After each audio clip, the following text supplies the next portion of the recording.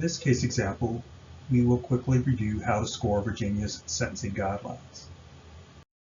In this case, we have a defendant who has 6 counts possession with intent to distribute a Schedule 1 or 2 drug, 1 count of attempted statutory burglary, and 1 count of simple assault against a law enforcement officer.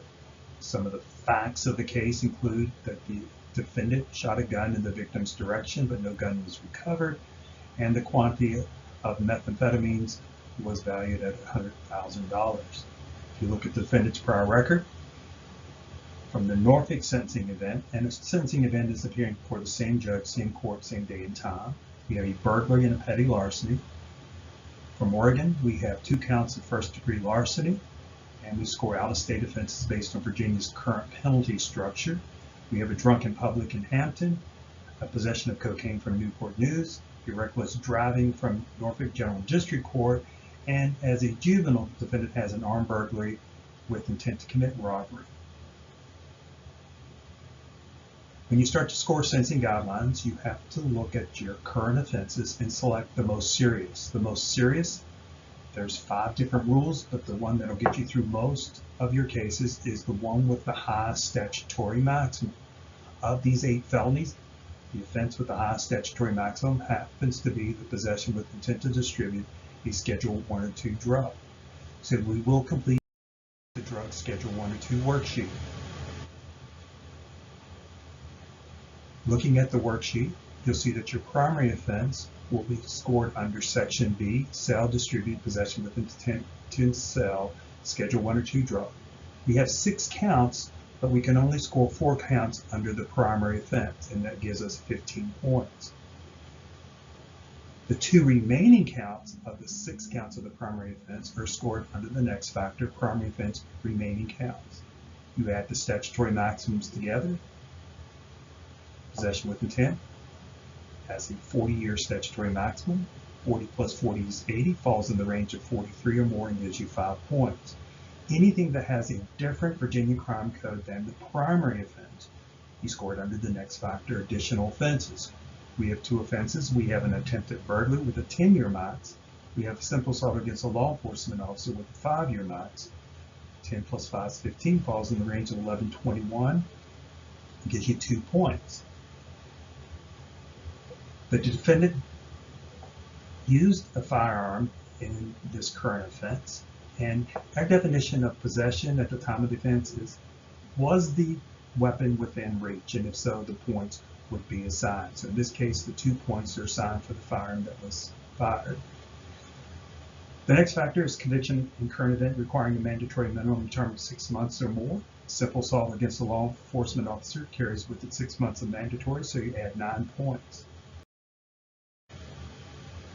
As you work your way down the worksheet, the next factors deal with prior record. First prior record factor is prior convictions and adjudications. This factor does not measure the defendant's complete criminal history.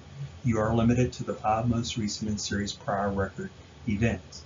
You're going to look for felony events first. If you don't have 5 felony events, that's when you look and score prior misdemeanors, criminal traffic, or local ordinances.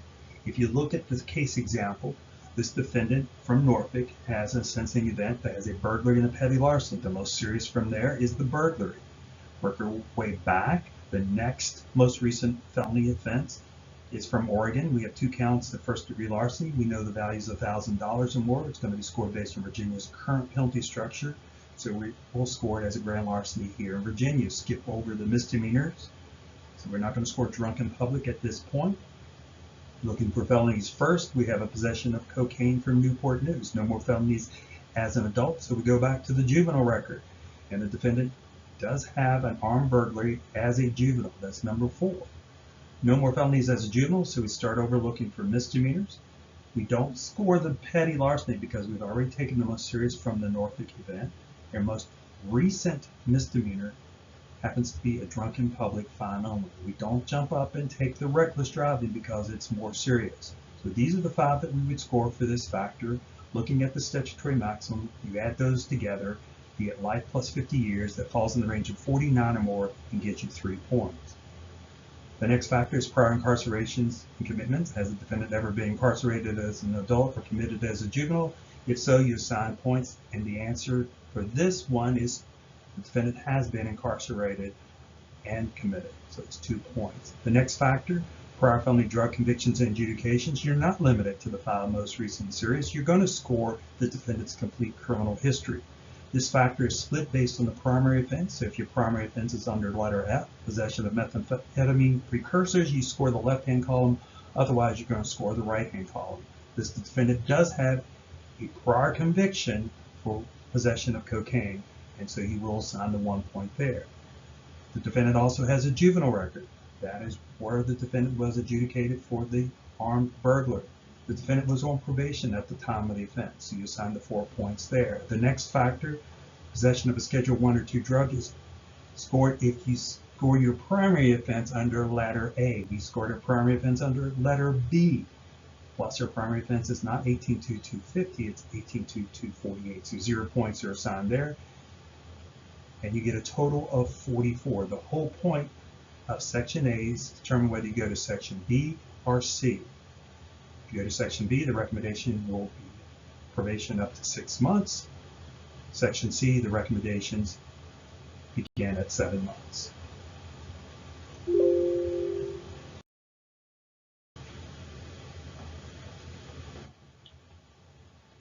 Once you go to Section C, as we do in this case example, there's changes in the way that you score the factors. First change is you have to classify the defendant's prior record. Defendant's prior record is classified based on 17.1-805 of the Code of Virginia. If you look in that code section, you'll see that this defendant has a burglary offense that is violent, it's the Category 2, and an armed burglary offense that's violent is classified as Category 1.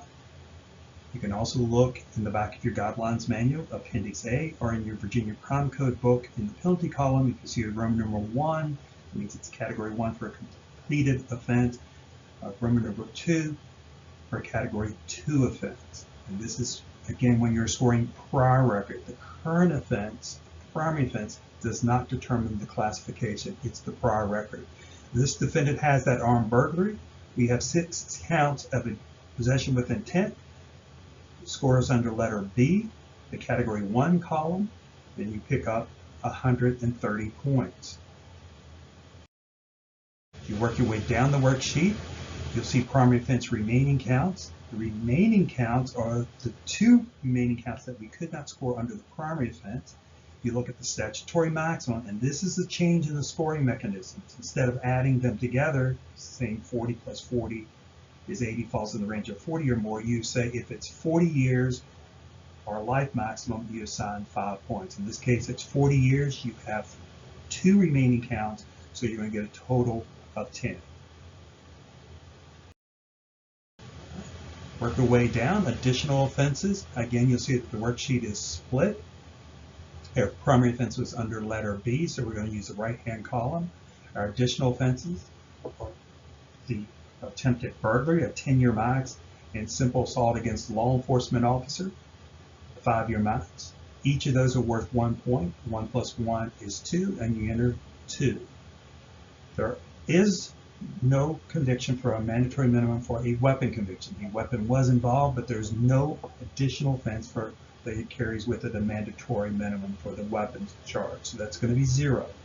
However, there was a firearm in possession. It was actually used in this case, and we score weapon factors based on the victim's perspective. Is the victim reasonable to believe that a weapon was in possession or used? And if so, you assign the points. In this case, you assign 5 points. Prior convictions and adjudications, we're limited to those same 5 most recent and serious prior sentencing events. Instead of adding the maximum penalties together, we get life plus 50s, we assign points for each. A burglary conviction with a 20-year max picks up 2. The larceny with a 20-year max picks up 2. Possession of 10-year max picks up 1. Armed burglary life maximum picks up 4. You add those points together, you get a total of 9. Prior felony drug convictions, we scored on the right-hand column. The defendant does have in the prior record 1 count of possession of cocaine, and that's assigned 2 points. The next factor is prior felony convictions, adjudications against the person. You identify a person crime by looking at Appendix E in the back of the guidelines manual. You'll see that the offense of armed burglary with intent to commit robbery. Robbery is a person crime. The intent to commit robbery makes this burglary a person crime. And so you assign 3 points.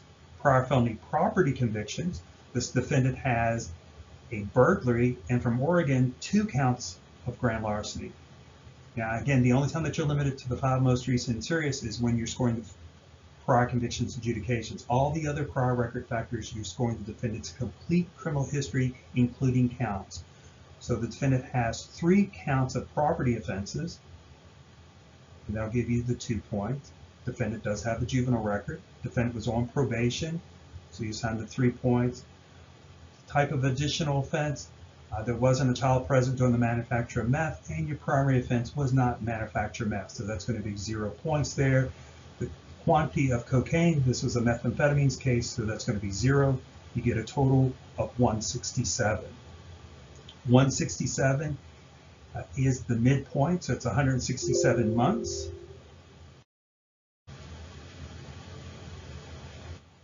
167 months, if you go to your guidelines manual, go to the drug schedule 1 or 2 tab, look in the recommendation table behind section C, you'll see that 167 months is a midpoint of 13 years 11 months. The low end is 10 years 4 months to a high of 17 years and 0 months. This is not a typical case, it's not a typical sentence for distribution.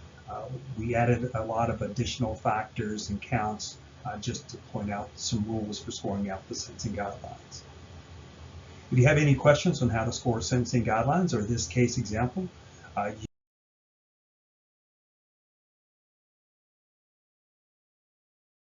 you can call us at 804-225-4398. You can send us a text at 804-393-9588. Or you can email us at swift@vacourts.gov. Thank you.